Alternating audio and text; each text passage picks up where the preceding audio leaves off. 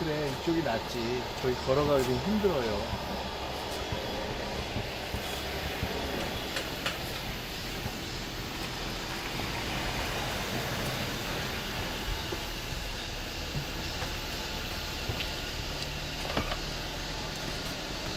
아유, 물길을 뚫고 오시듯 딱 이게 특별한 길로 오셨습니다. 아이고,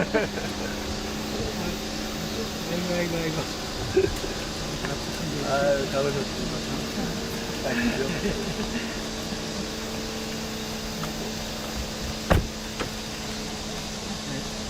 어서 들어오세요.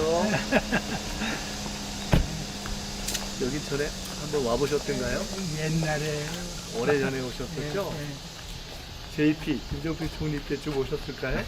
그렇죠.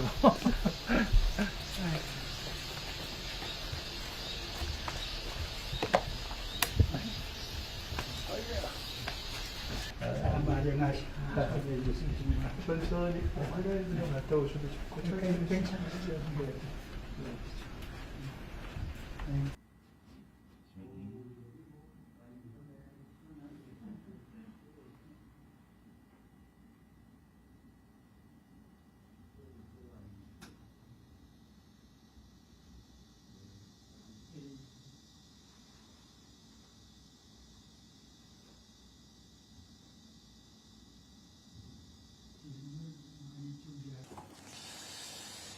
안녕하십니까. 반갑습니다. 오늘 특별한 날입니다. 관세 협상이, 미국과의 관세 협상이 타결된 날이기도 하고요.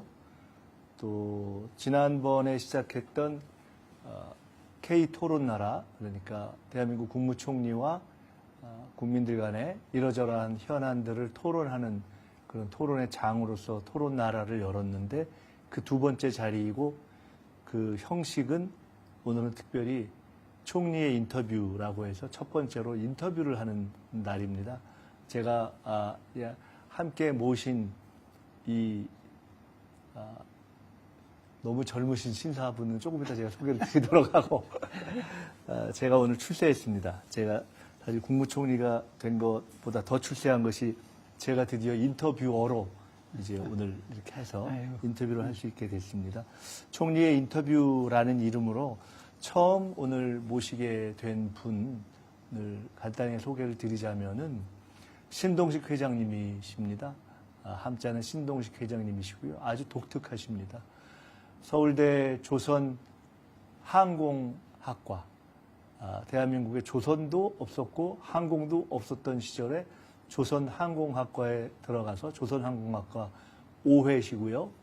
그리고 아마도 한국에서 처음으로 유럽에 있는 조선소에 취업도 하시고, 그 이후에 해외에서 조선과에서 공부도 하시고, 그 조선 회사와 관련된 국제기구에서 일을 하시다가 박정희 대통령에 의해서 픽업이 되셔서 박정희 대통령이 대통령 된 이후에 경제수석이 처음에 초반에 1수석, 2수석 두 분이 계셨던 걸로 아는데, 그 당시에 제2 경제수석으로 아마 7년 정도를 활동을 하신 것 같습니다.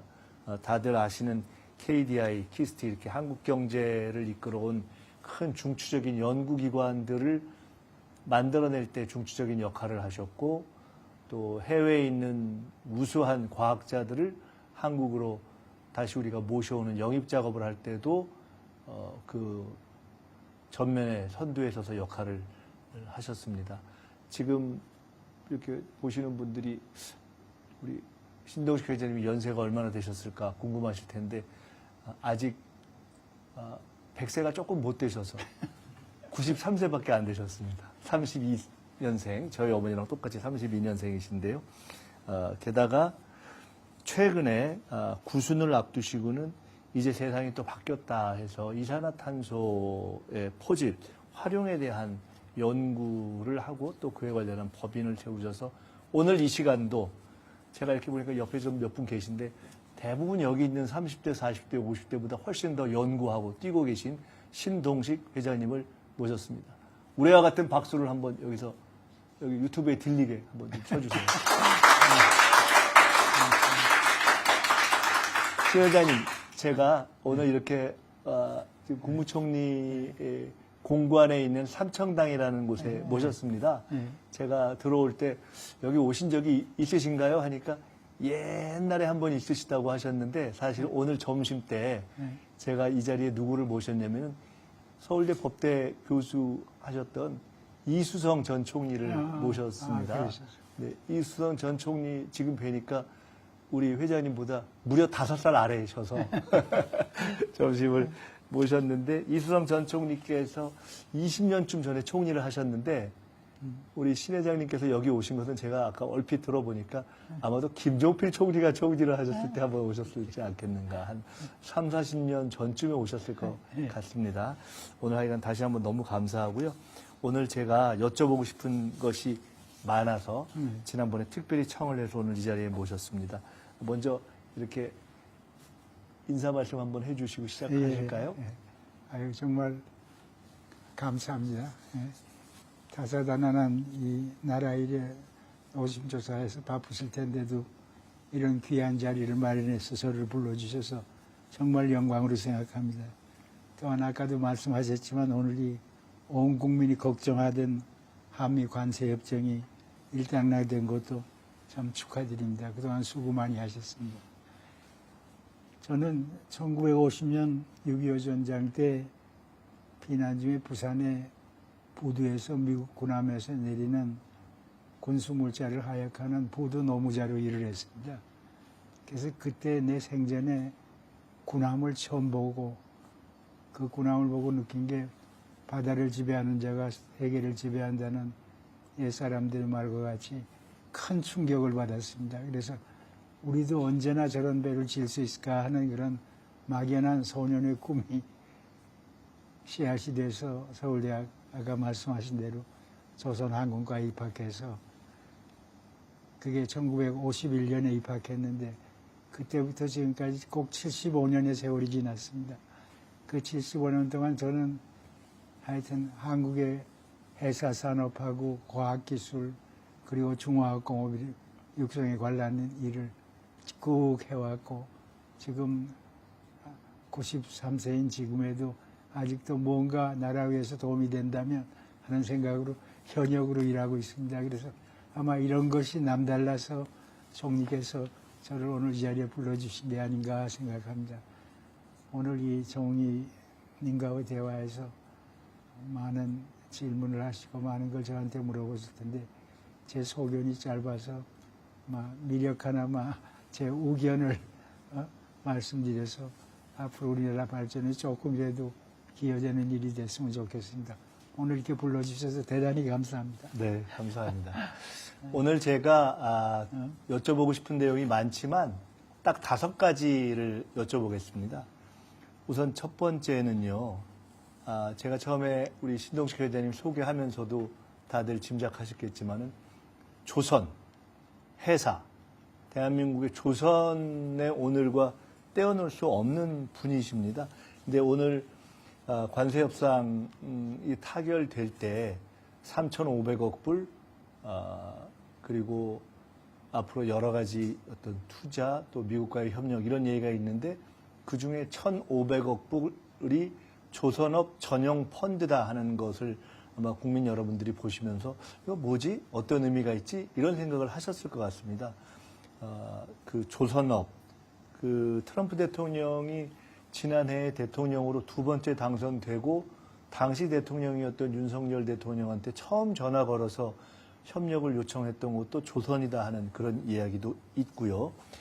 제가 오늘 사실은 이렇게 인터뷰를 하게 된 계기도 지난번에 우연히 회장님을 뵙고 회장님께서 조선이 이런 의미가 있고 미국과 이런 접점이 있을 것이다라는 말씀을 주셔서 그 얘기를 그대로 당시에 이재명 대통령님께도 전한 바가 있고 그때부터 그 전에도 여러분들 말씀이 있었긴 하지만 더욱더 확신을 가지고 우리 정부와 대통령이 한미 간에 조선이라는 어떤 영역 그런 카드로 협력을 하면은 서로 크게 도움이 될 수 있겠구나라고 판단을 한 여러 계기 중에 중요한 하나의 계기였습니다.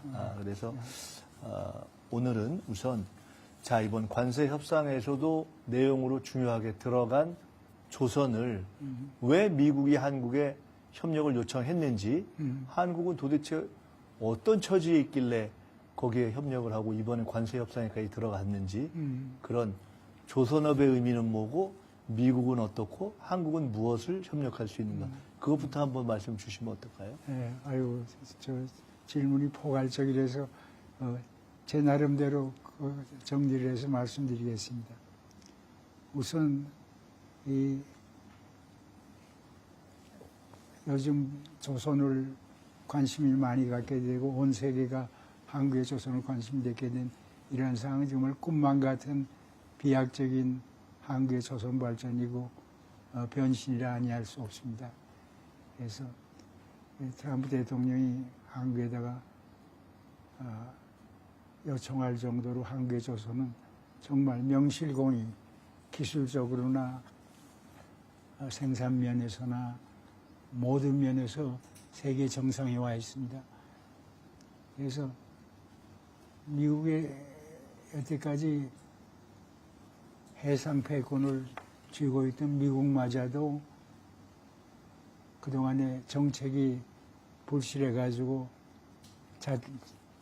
자신들의 해양 패권을 유지하기 위한 함정을 자체적으로 건져 못하는 지경에 이르렀고, 그래서 이런 걸 내가 못합니까? 도와주세요 하는 하나의 고백이라고 생각합니다. 그리고 또 한국조선 기술의 산업 시스템에 대한 앞으로 전략적인 의존을 하겠다는 발언이고, 또한 앞으로 한국을 그냥 무역의 상대, 국가 안보의 협력자 그런 게 아니고 한국이 미국의 글로벌 공급망 안정성과 기술 안보의 핵심 파트너로 한국을 각인시키는 그런 계기가 되지 않았나 생각합니다. 그래서 앞으로 한미 동맹은 여태까지는 안보 동맹이 위주가 되었지만 앞으로 안보 중심에서 산업 중심으로 확장하는 그런 상징적 계기가 되지 않았나. 그래서 앞으로 한국 조선 산업은 미국과의 핵심 연결고리를 만드는데 전략 산업으로서 큰 역할을 할 것입니다. 이때까지는 조선은 제조업이라는 관념이 있었지만 이젠 제조업이 아니라 한미 전략 동맹을 실질적으로 이어지는 중요한 그런 필화 역할을 하지 않을까 그렇게 생각합니다. 그래서 이를 위해서 우리는 앞으로 오늘도 마스카라는 그러한 걸로 미국하고 얘기가 진행되는 걸로 알고 있는데 단순한 공급자가 아니고 동등한 전략 파트너로서 미국과의 관계를 새롭게 설정하는 그러한 입장을 우리가 우리의 자세를 잡아야 될 것 같습니다. 그래서 우리는 앞으로 무엇을 할 수 있고 무엇을 줄 수 있고 무엇을 받아야 하는 데 대한 전략적 산업 외교 관점에서의 프레임이 정립이 필요합니다. 그래서 이번에 제시한 마스카는 잘된 제안이라고 생각하는데 앞으로 내용 면에서 많은 세부적인 아주 그런 그 세부적인 실천 가능하고 지속 성장 가능한 그런 계획의 설립이 필요합니다. 그래서 예컨대 미국과의 공동 투자를 한다든지 기술의 공동 개발을 한다든지 기술의 상호 인정을 한다든지 방산 물량을 협력한다든지 공급망 우선 확보를 한다든지 하는 이런 실질적인 교환 체계를 구축하지 않으면 안 될 줄 압니다. 그래서 이를 통해서 우리가 만약에 성공적으로 이런 치밀한 계획을 세울 수가 있다면 우리가 미국과의 관계뿐 아니라 세계 글로벌 회사 산업의 중요한 한 축으로 한국의 입지가 더욱 강화되지 않을까 하는 그런 생각을 합니다. 그래서 지금 우리가 어떻게 하느냐에 따라서 미국과의 단순한 제조 파트너에 머물지 않고 안보, 산업, 기술, 융합한 가치 사슬에서 미국과의 어깨를 나란히 하는 그런 파트너로 성장할 수 있는 계기를 우리가 어떻게 하냐에 따라서 네. 만들어질 수 있다고 생각합니다. 해양 패권은 국가 패권의 중요한 축입니다. 그래서 안보, 경제, 기술 등 다양한 분야에서 파급력이 큰 그 산업으로 이거야마따나 통치권자가 무엇보다도 우선해서 큰 관심을 가지고 이거를 컨트롤해야 되는 그런 분야입니다. 그래서 이러한 목표를 가지고 회사 산업의 미래 지향적인 비전과 청사진을 만들고 회사 관련 업무를 통합 조정하는 대통령 직속의 강력한 컨트롤 타워가 설치가 되는 게 절대적으로 필요하고, 특히 미국과 얘기되고 있는 조선 관계에 대해서는 한미 조선기술 협력공동위원회 같은 걸 만들어가지고 이거를 우리가 일방적으로 제시하는 게 아니라 공동의 목표를 상호 윈윈하는 조건으로 제시하기 때문에 공동위원회 설치가 무엇보다도 기묘하다고 생각합니다.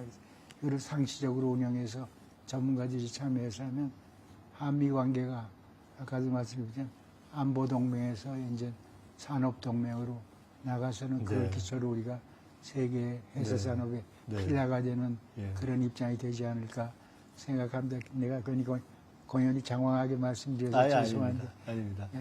제가 예. 이렇게 딱 한 가지 여쭤보면 막 쭉 말씀 주시니까 제가 예. 또 그 다음 질문도 예. 끊어서 하겠습니다. 예. 근데 지금 말씀은 결국 보면 미국이 세계 최강의 국가이고 그 세계 최강 국가의 힘의 원천이 하나가 해양 패권에서 나오는 것인데 네.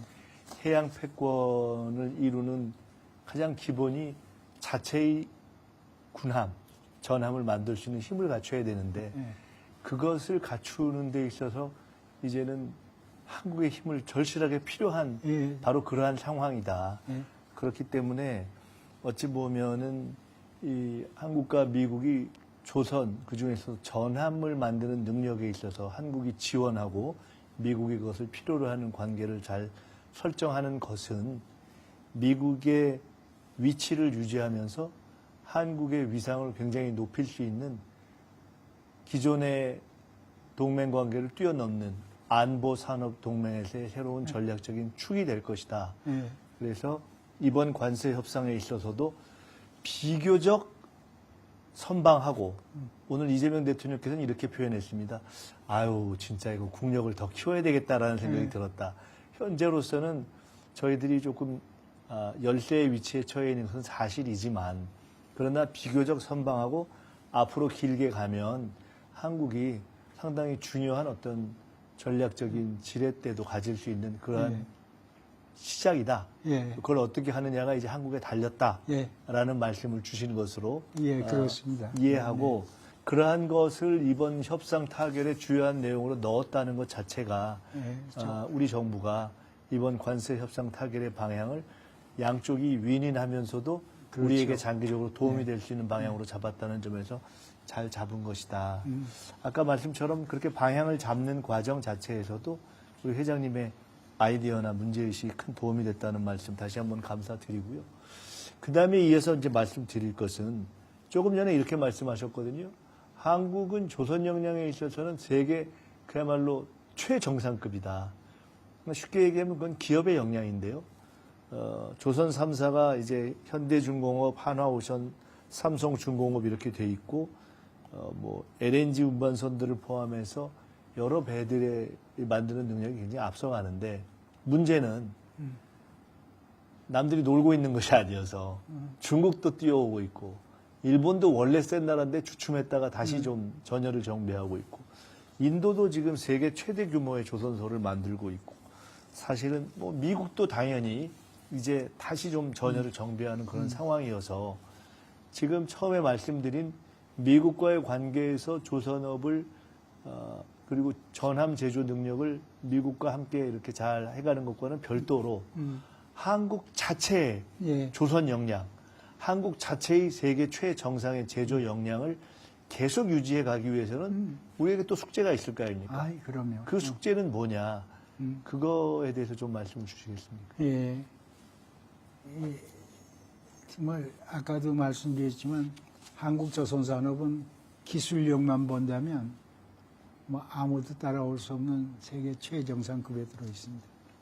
아까도 말씀하셨지만 한 척에 3억 불, 4억 불 하는 가스 운반선이라든지 그다음에 컨테이너를 2만 4천 개나 실는 어마어마하게 큰 초대형 고속 컨테이너선이라든지 또 북극을 다닐 수 있는 국지형 쇄빙선이라든지 그다음에 무인으로 다닐 수 있는 자율운항 선박이라든지 이러한 모든 고기술, 고부가 가치 선박은 우리가 다 설계하고 건조하는데 모자름이 없습니다. 그것뿐만 아닙니다. 해군의 군함도 잠수함, 항공모함은 우리가 만들 기회가 없어 못 만들지만 사실 항공모함도 설계를 한 바가 있습니다. 잠수함이라든지 그 복잡한 이지스함이라든지 이런 거를 우리가 다 만들 수 있고 조선소도 근래 AI하고 로봇을 활용해서 스마트 조선소라고 그래서 능률이 증가시키는 그런 조선소도 가지고 있고 그래서 이런 시설을 갖고 이런 기술 능력을 가진 나라가 세계에서 한국이 유일합니다. 현재로서는 하여간 탑인데 예. 계속 그렇게 이제 딴 데도 예. 오니까 예. 물량으로서는 우리가 조금 중국에 밀리지만 기술로서는 우리가 기술로서는 세계 정상에 챔피언이죠. 있습니다. 근데 그러나 조선업이 아까도 말씀하셨듯이 기술만으로 되는 게 아닙니다. 뒷받침이 돼야 돼요. 아까도 말씀하셨지만 중국은 가격으로, 일본은 규모로, 인도는 정부의 강력한 정책으로. 그래서 우리를 맹추격하고 있습니다. 그 사람들이. 그래서 그것뿐만 아니고 이 사람들은 우리하고 다른 게 강력한 내수 시장이 있습니다.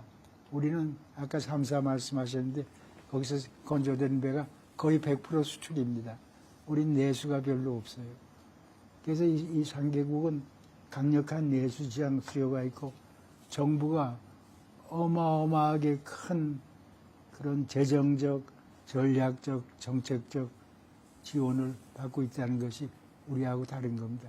우리 조선이 지금까지 세계 1위로 버텨온 것은 우리의 기술력이나 우리의 생산성이나 우리의 공기를 지키는 그런 납기가 짧다든가 이런만 가지고 여태까지 버티고 있는 겁니다. 그래서 이재명 대통령께서 공약으로 K조선으로 대한민국을 세계의 뜬가는 해양국가로 육성하겠다고 천명한 것은 참 고무적인 일입니다. 그래서 이거를 이렇게 해야 되죠. 그래서 아까 질문하신 그러면 앞으로 더 이상 패권을 유지하고 세계 네, 앞으로 제일의 위치를 거냐. 하려면 뭐래? 뭐니 해도 사람이 해야 됩니다. 그래서 사람이 뭘 해야 되느냐? 다른 나라 현존 기술하고 적어도 5년, 10년 앞선 초격차 기술을 우리가 개발을 해야 됩니다. 그것이 없으면 안 됩니다. 그래서 지금 앞으로 소요되는 친환경 선박이라든지 디지털 조선이라든지 자율운항 기술이라든지 액화 연료, 미래 무탄소 연료 이런 선박에 필요한 기술을 우리가 초격차로 기술을 확보하는 노력이 있어야 되고 이걸 위한 투자가 이루어야 됩니다. 오늘 한국이 조선소의 시설만 훌륭한 게 아니라 여기에 기술을 제공하는 조선기술연구소가 정부에서 수립한 선박해양 프란트 연구소라고 대전에 있는데 그게 훌륭한 기술자들이 많습니다. 근데 그게 충분히 활용이 안 되고 있어요. 활용이 안 되는 건 여러 가지 정부에서 예산 부족이라든지 연구개발비에 조달이 제때 안 된다든지 연구 환경이나 처우 개선이나 보니까 이 사람들이 연구소를 떠나는 경향이 있습니다. 그래서 이런 거를 다 해서 아까 말한 정말 대통령 직속위원회에서 이런 거를 세부적으로 목표만 설정해 주는 게 아니라 세부적으로 실천 가능하고 실현 가능한 그런 디테일에 집중한 계획을 세워서 이 기술 확보를 격차를 유지하지 않으면 이거는 아주 네. 그다음에 지금 3사를 비롯해서 무분별한 그런 시장 경쟁을 합니다. 물량 경쟁. 우리가 뭐 100만 톤 주문받았다. 우린 뭐 얼마 받았다. 그걸로 자랑하는데 지금 그럴 때가 아닙니다. 우리는 이미 세계 제1의 기술 갖다 인정받았기 때문에 자율운항 선박이라든지 방산관리 선박이라든지 친환경 선박 등의 고부가 가치에 집중해서 여기에 필요한 미래 기술을 우리가 아까도 말했죠. 초역자 미래 기술을 우리가 개발해서 우리 입장을 유지해야 될 것 같습니다. 그 다음에 여태까지는 선주가 이런 배를 져주세요. 그럼 우리가 잘 졌다고 자랑해서 돈 받고 져주는데 그래가지고는 우리가 기술 개발을 못합니다. 앞으로는 미래 파라다임, 새로운 파라다임에 운영될 앞으로는 조선, 해운, 항만, 물류 이것이 하나의 회사 산업의 가치 사슬로 움직이기 때문에 이 전체 관련된 기술이 공통적인 기술이 있고 새로운 기술이 있습니다. 그래서 우리가 이러한 그 새로운 파라다임에 대응하는 선제적이고 통합적인 그런 신기술을 우리가 개발해야 됩니다. 지금 있는 거 발등에 떨어진 불만 끄는 그런 게 아니라 앞으로 미래지향적인 그래서 그리고 앞으로 인재들도 나는 배만 설계합니다. 뭐만 그게 아니라 이제는 아까 말한 이런 모든 가치사슬에 관련된 산업을 설계하고 또 시스템을 만들 수 있는 복합적이고 융합형 고급 인재가 필요합니다. 인재 말씀은 제가 그 다음 질문을 한번 더 여쭤보겠습니다. 그래서 내수 시장도 확충해야 되고 그래서 아까도 되풀이된 말씀입니다만 이 조선업이 단순히 배를 만드는 산업의 영역이 아니고 해양 패권, 국가 패권, 기술 패권을 라는 명확한 의식을 가지고 통치권자가 강력한 지원 체제를 확립하여서 이게 지금 해야 될 거라고 생각합니다. 지금 제가 그러면 한국조선 자체의 미래를 위해서 뭘 해야 되냐 하니까 크게 보면 세 가지 말씀을 주셨습니다. 사람과 기술을 키워야 된다. 둘째, 기술은 친환경 조선 기술, AI 또는 자율운항 기술, 액화 원료 이런 등등을 발전시켜야 된다. 그리고 우리의 그 3대 조선 회사들끼리의 과도한 내부 출혈 경쟁을 오히려 좀 교통정리해서 잘 해야 된다 이렇게 말씀을 주셨고 그것을 통해서 이제는 추격할 수 있는 단계가 아니라 선도하고 선제적으로 오히려 해외 수요자들에게 이젠 이런 방향으로 간다고 제시하면서 오히려 시장을 만들어갈 때가 됐다 이렇게 말씀을 주셨습니다. 사실은 처음에 저희가 시작할 때도 아니 조선도 없고 항공도 없을 때 어떻게 서울대 조선항공과에 들어가셨지? 라는 저희가 질문을 했지만 오늘의 이렇게 한국조선이 있는 데에는 회장님께서 저번에도 얼핏 말씀 주셨지만 조선항공과를 만들었던 이승만 대통령의 그 통찰력이라는 것도 있었고 또 박정희 대통령이 조선을 산업전략의 핵심 목표로 잡았던 그런 통찰력도 있었고 그런 어떤 국가의 전략적인 리더십이라는 게 있었다. 달리 보면 노무현 대통령이 FTA로 통상국가의 전략을 세운 것도 그렇고 지금 이제 새 정부가 출범하고 AI, 바이오, 에너지 뭐 이런 어떤 산업의 방향을 잡고 또 조선을 이번에 중요하게 이렇게 다시 세우고 또 우리 회장님도 탄소 문제를 제기하셨는데 이제 에너지 고속도로 이렇게 얘기를 하는데 제가 세 번째로 이제 드리고 싶은 결론적 질문은 자 그러면 한국 조선이 여기까지 온 거에 국가의 역할이 중요했지 않습니까? 이승만 박정희 절대적인 이 시점에 조선과 관련해서 국가가 전략적으로 굉장히 중요한 어떤 또 역할을 해줘야 되는데 국가에 바라는 것, 국가의 어떤 전략적 리더십과 관련해서 국가가 지금 이런 역할을 해줘야 된다. 그 얘기에 대답하기 위해서는 옛날 얘기를 안 할 수가 없습니다.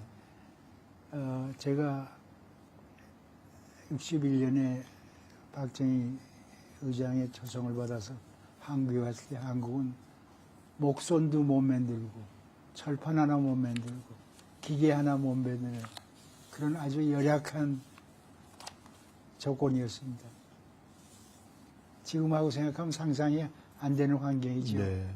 그런데 그런 환경에서 박 대통령이 조선 입국이라는 강한 의지를 가지고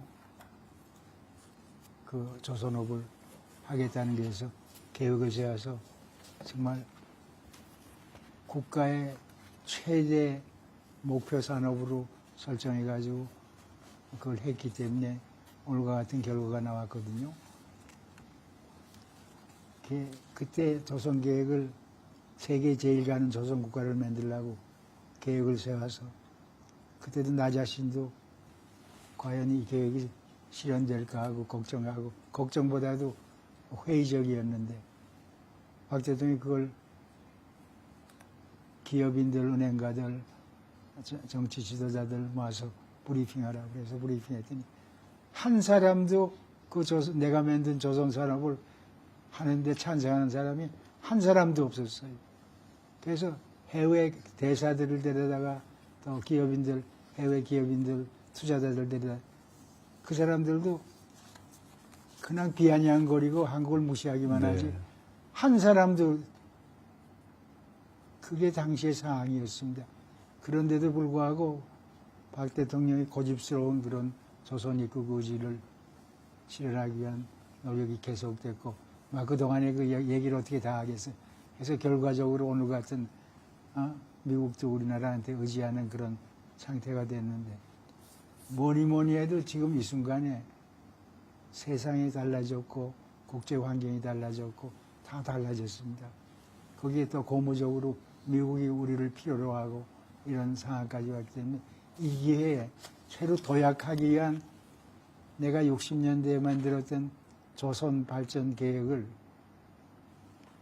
업그레이드 해가지고 지금의 경제 상황, 국제 상황에 맞는 그러한 새로운 앞으로 50년, 100년을 내다보는 그런 계획을 대통령 직속으로 대통령의 관심 밑에서 그런 것이 이루어진다면은 그냥 목표 개념이고 전시 개념이 아니고 진짜 될 건가 안 될 건가 하는 거를 따진 나머지 디테일까지 그걸 해서 해야 될 시기라고 봅니다. 우리가 어떻게 감히 미국이 우리한테 손을 벌릴 정도로 되리라고 어떻게 생각했어요. 그러나 그렇게 됐지 않습니까? 아까 내가 서두에도 말씀드렸지만 여러 가지 그러한 것이 5년, 10년 내다보는 초격자 기술 우리가 개발하는 목표를 가지고 우리가 연구도 하고 뭣도 하고 다 한다면은 안 될 거 없다고 저는 생각합니다. 의지가 문제지. 그 의지의 정점에는 국가 통치권자가 있다고 생각합니다. 그래서 그러한 그 계획을 수립하는 것이 제 1단계고 그 계획을 차질 없이 실천하는 그러한 실행을 하는 것이 2단계고 그렇게만 된다면 우리는 전 세계에서 정말 조선국가로서의 그런 위상이 확실히 쓰게 되고 그는 조선이라는 제조 능력뿐만 아니라 우리나라의 국가 패권을 진작하는 데도 큰 역할을 하리라고 그렇게 혼자 생각하고 욕심을 내봅니다. 네, 감사합니다. 제가 우리 회장님께서 준비하신 자료를 대신 조금 이렇게 우리 보시는 분들한테 좀 보여드려야 되겠어요.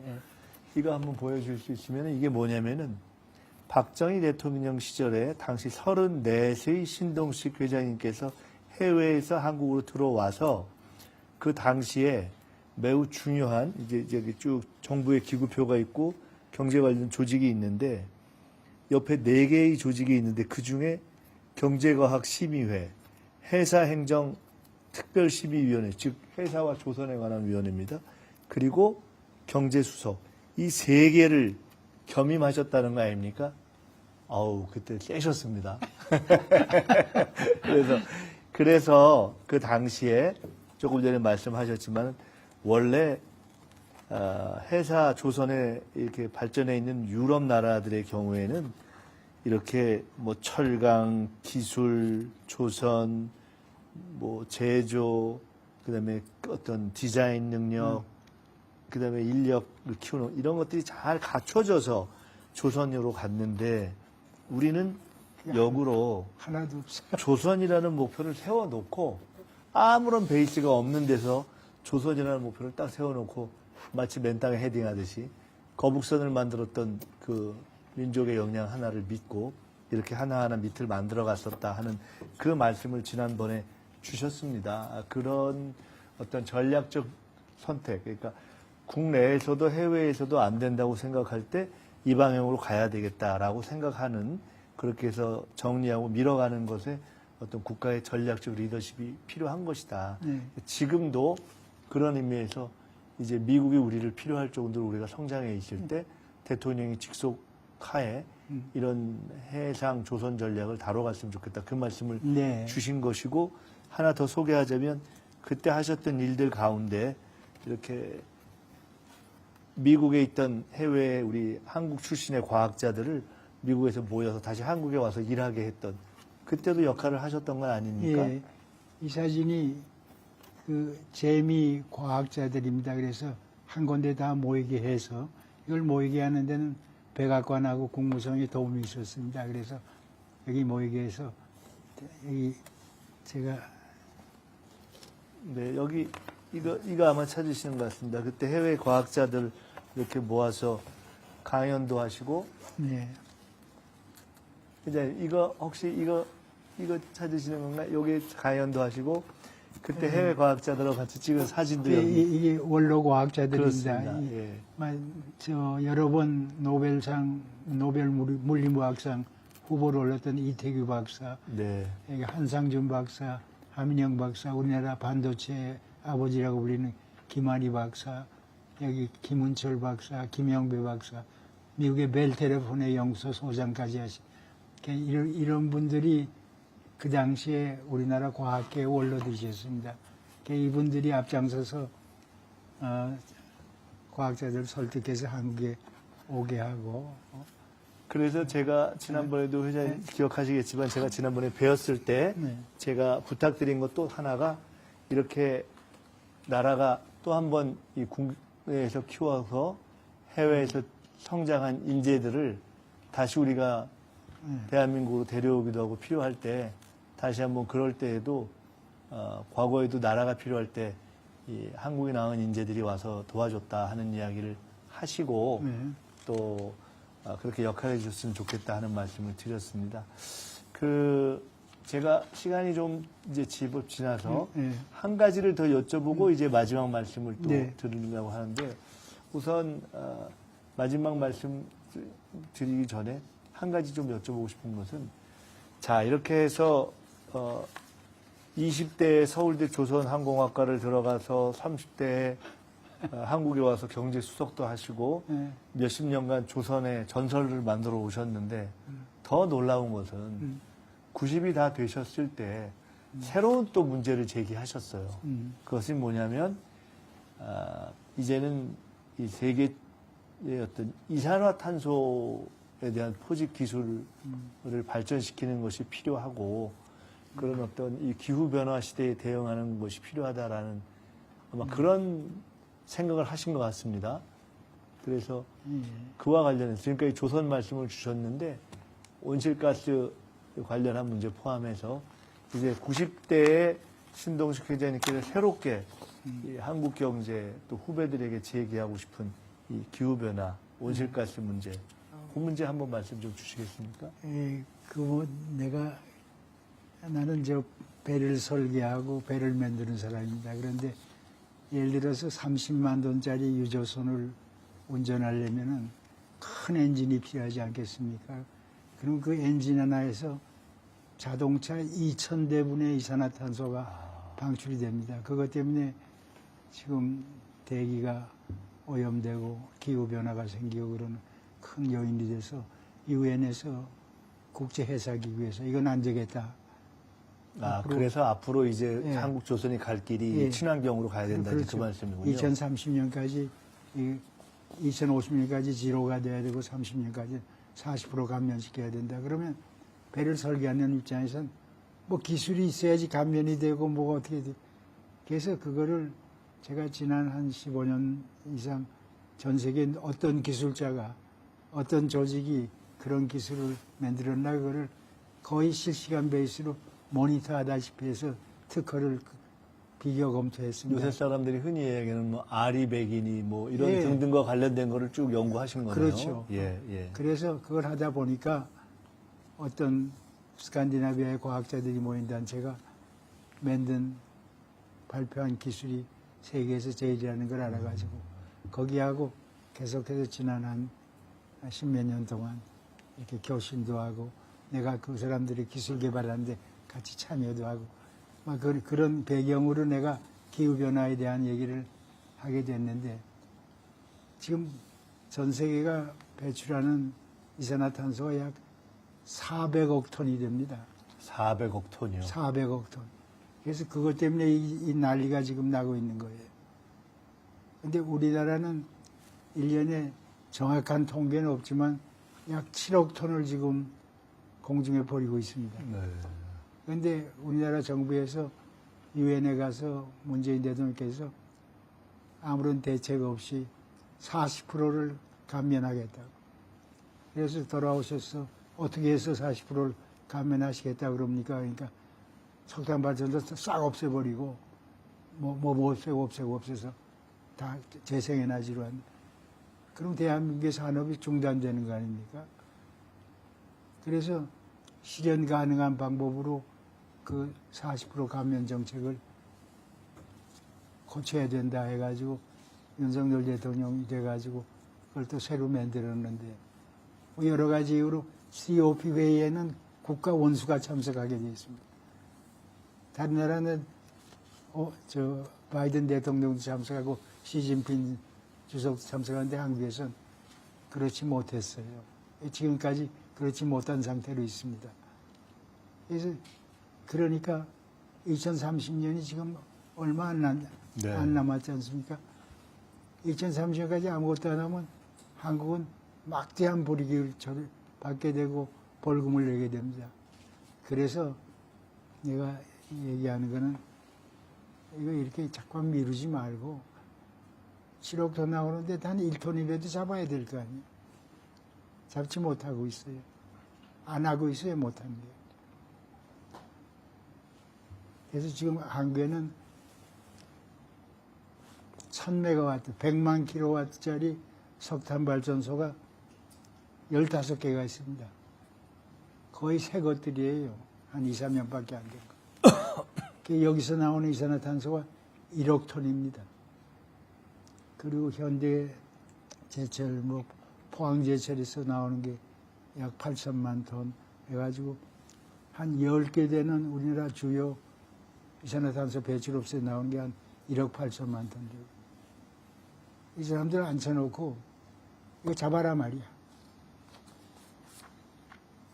세계에서 가장 우수한 기술로 공인된 기술이라는 게 다른 거 아닙니다. 가장 싸게 포집할 수 있고 안전하게 포집할 수 있고 그런 걸 잡아서 그러면 그다음에 이 문제가 잡는 거는 정부에서 잡으라고 그래서 잡았지만 잡은 이산화탄소를 처리할 방법이 없습니다. 우리나라 이산화탄소는 뭐 탄산수 만들고 드라이아이스 만드는데 다 해봤자 100만 돈도 못 씁니다. 그럼 그 4억 톤에서 40%면 4728에서 2억 8천만 톤인데 2억 8천만 톤의 이산화탄소를 잡아가지고 그게 나온 장소에다 갖다 넣어야 돼요. 아람코라든지 사우디의 아람코라든지 쿠웨이트의 KOC라든지 유전에다 갖다 잡아놔야 돼. 그래서 우리가 정부 차원에서 그러한 정부 대 정부의 자원 얘기를 통해서 그런 교섭을 해서 그 나라에서 우리나라에 생산되는 이산화탄소를 받아서 그럼 그 사람들은 받아서 뭐 하느냐. 1톤의 이산화탄소가 유전에 들어가면 5바렐의 석유가 더 증산이 돼요. 그래서 만약에 1톤의 이산화탄소를 100불에 우리가 생산할 수 있다면 요새 가격으로 500불이 더 생산되는 겁니다. 그 사람들은 그런 이익을 추구하는 단체들이니까 그런 가능이 저는 가능하다고 생각합니다. 제가 아람코나 이런 데 사람들하고 접촉했더니 그런 것이 가능한 걸로 저는 예측하고 있어요. 그래서 그러한 차원 높은 국가 대 국가의 자원 외교도 하고 우리의 이산화탄소도 없애고 우리가 돈도 벌고 이산화탄소가 이때까지 골칫덩어리이기 때문에 이거는 돈을 버는 게 아니라 하나의 부채였거든. 그래서 이 라이어빌리티를 아세스로 자산으로 만들어서 우리 경제에도 도움이 되고 하는 그런 거를 해야 되지 않을까 해서 그런 계획을 여러 가지 만들어서 사실 국회를 비롯해서 지방자치단체 큰 이산화탄소 배출업체 다니면서 제가 전에 박정희 대통령인데 경제 2수석을 하셨는데 경제 3수석으로 한번 추천할까요? 이제는 나이가 많아서 저기 정년 제한은 없습니다. 오늘 참 감사합니다. 제가 오늘 회장님께 4가지, 5가지 질문을 하면서 든 생각 하나는 32년생 93세십니다. 근데 얼마 전에 제가 30년생 95세의 권노갑 전 고문하고 식사를 하면서 말씀을 하는데 권 고문님이 저한테 최근에도 영어 회화 공부를 하신다면서 아우 나는 영어를 그렇게 잘하고 싶어 이 말씀을 하시더라고요. 제가 그때 느꼈던 어떤 느낌을 또 오늘 받았는데 아니 이제 100년을 거의 다 사셨는데 열정이 인생에 대한 열정 그리고 국가에 대한 열정이 없으면 사실 지금까지 평생 몇십 년을 조선을 하셨는데 이제는 그 조선이 배출해내는 그 탄소에 대한 또를 고민하시면서 이걸 어떻게 풀지? 이 문제 어떻게 풀지? 라고 사실은 고민을 하셔서 심지어 지금 대한민국 국무총리인 제가 제3경제수석으로 한번 추천해볼까? 라는 생각을 할 정도가 됐습니다. 그래서 우리 회장님이 아까 많은 걸 준비해 오셨는데 제가 이렇게 컨닝을 했죠. 그래서 제가 컨닝을 해서 어떤 것들은 과거의 걸 보여드리고 했는데 혹시 이것이 좀 연결이 될까? 일지도 모르겠습니다. 여기에는 If you can dream it, you can achieve it 해서 이게 꿈이 있으면 성취할 수 있을 거다. 가난하고 어려웠지만 기회를 잡아 성공할 수 있다. 뭐 이런 것도 아마 후학들에게 한 말씀 주시고 싶어서 가져오신 것이 아닐까 싶은데 혹시 요 말씀을 마지막에 말씀 잘 하시면은 막 온 국민이 특별 경제수석으로 모시자고 막 서명운동 날지도 몰라요. 그러니까 우리 회장님께서 내 인생을 살아보니 이렇더라. 그리고 지금 딱 한마디를 지금 이 시간에 국민들에게 또는 후학들에게 한번 좀 주시고 싶다면 어떤 말씀을 어떤 그 경험에서 나오는 이 차트를 원포인트 레슨을 한번 해주십시오. 설명했지만 61년도에 우리가 당면하고 있던 사정은 정말 지금으로선 상상할 수 없는 그런 상황이었습니다. 보릿고개를 못 남겨서 굶어 죽는 사람이 수두룩했고 우리의 GNP가 1인당 62불밖에 안 되고 당시 이북은 83불이었습니다. 61년에. 우리보단 경제사정이 나았어요. 그리고 그런 상태에서 뭐 조선한다는 거 그건 상상할 수 있는 상상을 벗어난 영역의 일이었어요. 그래서 뭐 그런 어려운 건 뭐 다 지금 내가 옛날 가난했던 얘기를 말씀드릴 그런 여건 하에서도 세계 제1의 조선 국가가 되겠다는 꿈을 꿨고 과학기술을 하겠다는 꿈을 꿨고 했지 않습니까?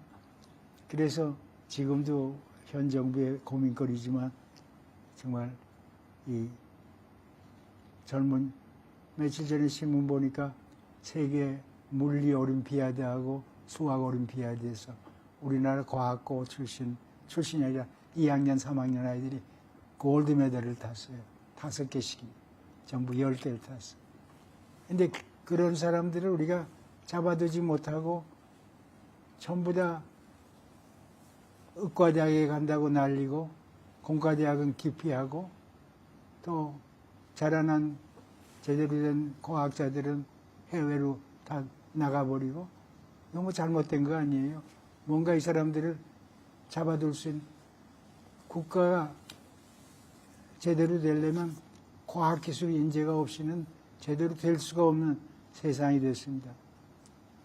그래서 뭔가 해야 된다는 간절한 그런 그게 있고, 그 다음에 1960년 중반에 아까도 보여드렸습니다만 저런 과학자들을 유치하는데 그 사람들을 유치하기 위해서 서울에서 사람이 가야 될 거 아니에요. 그래서 이태기 박사하고 초대 키스트 소장하던 권 박사하고 나하고 셋이서 가는데 가려고 계획했더니 돈이 모든 행사를 하고 돌아가려면 3만 5천 불이 필요해. 근데 3만 5천 불이 우리나라 정부에서 그걸 지출할 항목이 대상 항목이 없다는 거예요. 그래서 안 된다는 거예요. 이러한 중요한 일이. 그래서 내가 포드 재단에다가 교섭을 해서 3만 5천 불을 꿔가지고 그래서 내가 이 서류를 아직도 끼고 있는 게 이게 얼마나 가난하고 얼마나 간절히 이거 보세요. 여기 3만 5천 불을 꿔가지고 꼰 거 대통령한테 보고를 해야 될 거 아니야. 그래서 내가 대통령께 3만 5천 불 꿔서 이렇게 가려고 그럽니다 하고 대통령의 가슴인데 얼마나 아팠겠어. 이런 상태에서 그냥 가서 대통령이 너희들 오라고 그러니까 와라. 그거 안 통하잖아요. 그래서 대통령께서 이런 내용으로 재미 과학자들한테 메시지를 전달해야 됩니다. 그래서 이거를 만들어서 이 대통령이 메시지로 해서 이거를 과학자들이 좀 실무자에서 입장에서 대한민국의 과학기술은 앞으로 이런 목적을 가지고 이렇게 해서 이런 로드맵을 가지고 간다 하고 그래서 이러한 성의 있는 통치권자의 설득하고 실무 책임자의 설득이 통해 가지고 아까 그 사진에 나타난 사람 가운데 100명 가까운 사람이 한국에 들어와서 한국의 오늘날 키스트 카이스트 대덕연구단지 거기에서 일을 하다 대부분의 사람들이 다 고임이 됐습니다만 정말 그 사람들이야말로 진정한 애국자가 아닌가 생각합니다. 내가 지금까지도 이 나이에 하는 건 저는 어떻게든지 나라에 대한 조국이라는 개념이 우리가 어렸을 때 외정 때 나라가 없어서 이름도 뺏기고 말도 뺏기고 그런 게 조국이 잘 돼야 된다는 그런 우리가 애국심이라고 표하면 좀 과도한 것 같고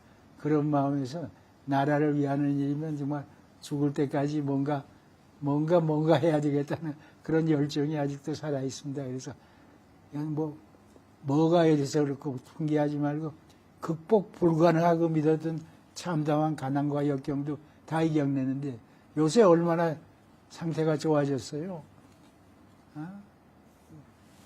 뜻만 있으면 길이 있다고 저는 생각합니다. 그래서 정말 중단하는 자는 승리하지 못하고 승리하는 자는 중단하지 않는다는 이런 모토를 가지고 나 같은 늙은이도 이러는데 젊은이들은 어때요? 더 에너지도 있고. 아니 젊으시다니까요. 아유, 하여간 오늘 너무 감사합니다. 우리 회장님 오늘 아까 말씀처럼 저희가 관세 협상이 타결된 특별한 날, 나라가 흥망의 위기에 처해 있다. 그리고 이번 관세 협상을 타결하고 보니 국력을 더욱 키워야 되겠다는 생각이 든다라고 이재명 대통령이 국민 앞에 본인의 어떤 심경을 표현한 날, 오늘 93세에 여전히 국가에 대한 열정을 이렇게 가지고 과거에 머물러 있는 것이 아니라 현재와 미래를 또 생각하고 새로운 아이디어를 내고 계신 우리 신동식 회장님을 모셨습니다. 신동식 회장님을 모셔서 사실은 말씀을 듣고 싶기도 했고 애국심과 어떤 실사구시 실용적 정신으로 함께 이 위기를 헤쳐가고 다시 뛰자 하는 말씀을 우리 신 회장님을 통해서 국민 여러분께 전하고 싶었던 것이 사실은 제가 오늘 직접 인터뷰로 나서서 이렇게 시간을 함께 가졌던 의미이기도 합니다. 감사합니다. 우리 신 회장님 다시 한번 감사드리고요. 그간 애써주셨듯이 앞으로도 계속 국가를 위해서 애써주시고 또 고민해주시고 기후변화 문제에 대해서도 계속 더 연구해 주셔서 저희들이 좋은 해법들을 찾아갈 수 있도록 도와주시기 바랍니다. 늘 건강 하게 더 좋은 지혜를 함께 나눠주실 것을 믿으면서 오늘 K토론나라 2회 총회 인터뷰로서는 첫 번째 우리 신동식 회장님과의 말씀을 나누는 시간을 대한민국 조선의 역사이자 젊은 후학들에게는 또 귀감이 되는 우리 회장님과의 인터뷰를 이렇게 마칠까 합니다. 아까 시작할 때처럼 더 큰 박수를 보내주시기 바랍니다.